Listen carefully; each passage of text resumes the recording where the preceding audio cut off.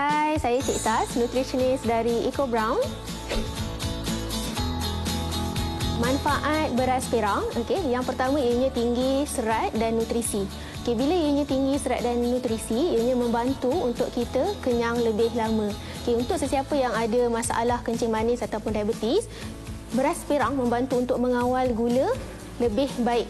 Macam mana? Yang pertama, ianya adalah rendah dengan glycemic index.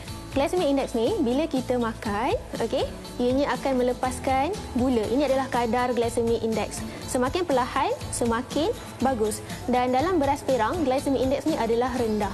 Makna kata lain, gula akan dilepaskan secara perlahan-lahan. Bila perlahan-lahan, gula akan lebih terkawal.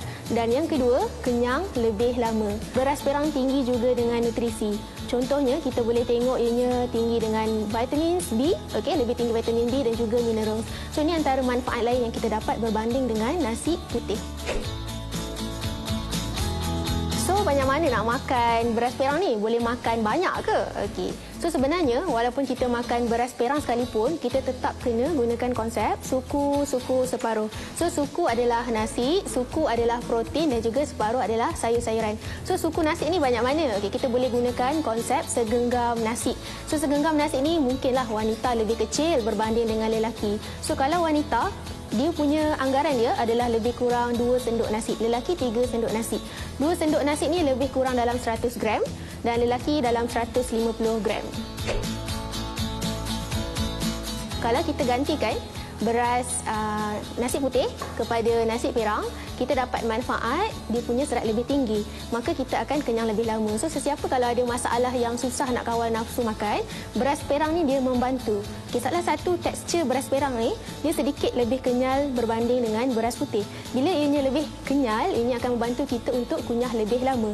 Bila kita kunyah lebih lama, ianya akan membantu untuk hormon kita, hormon makan kita dilepaskan secara perlahan-lahan, kita lebih senang terima signal.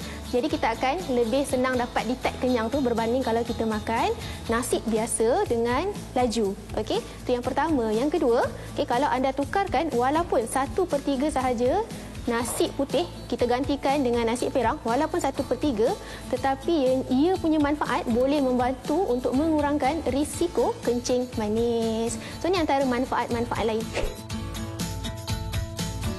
Saya sarankan kepada anda semua untuk cuba beras perang kukus Eco Brown untuk dapatkan glycemic index yang lebih rendah, serat yang lebih tinggi dan juga membantu anda kenyang lebih lama.